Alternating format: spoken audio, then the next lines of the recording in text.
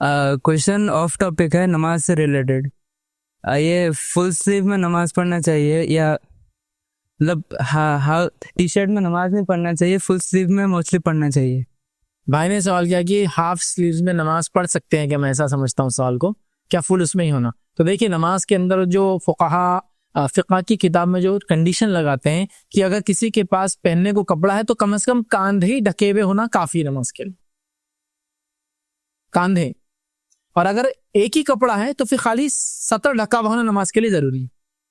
जैसा मिसाल के तौर पर एक आदमी के पास एक ही कपड़ा है जिससे वो लुंगी बांध सकता है या जो भी नाफ से टखने मतलब घुटने तक ढक सकता है, तो फिर वो नीचे का बांध लेंगे। अब उसको ऊपर तो नहीं पहनने का तो नमाज पढ़ सकता है। लेकिन जिसके पास कपड़ा है तो फिर कांधे ढकना वो लिखते हैं वाजिब है, जरूरी है। तो कांधे ढकना है तो आपकी हाफ टी शर्ट हो या फुल टी शर्ट हो, कांधे ढक जाते हैं।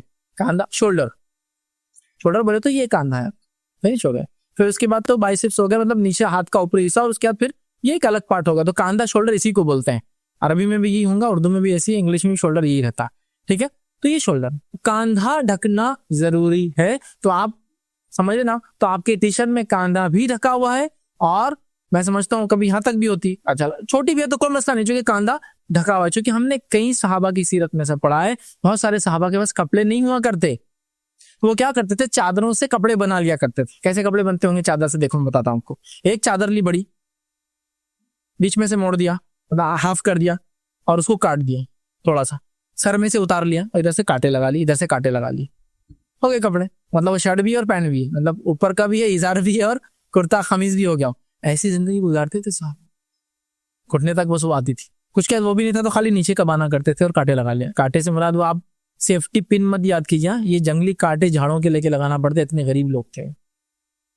हो गया। तो अब वो जब चादर आती है तो आपको मालूम है ना वो कैसी खुली रहती, यहाँ ऐसा आएंगी शोल्डर पे और ये खुला रहेगा, ये देखेंगे, लेकिन ये ढका करते थे। तो आपके टी शर्ट में अल्हम्दुलिल्लाह कांधा भी ढक जाता है, और आपके टी शर्ट में अल्हम्दुलिल्लाह फुल हो या हाफ हो, दोनों चीजें हो जाती है। तो इंशाल्लाह नमाज का उससे ताल्लुक नहीं। किसी जमाने में मैंने सुना लोगों से कि बोले टी शर्ट में नमाज नहीं थी। वल्लाह आलम कहाँ से लोग लाते हैं, शायद वो टी शर्ट से नफरत का नतीजा था कि उन्होंने बोला कि ये गलत है, चूंकि वो कुर्ता पैजामे से हटकर चीज थी। बट जहां तक मसला है शरई, नमाज हो जाएंगे इंशाल्लाह।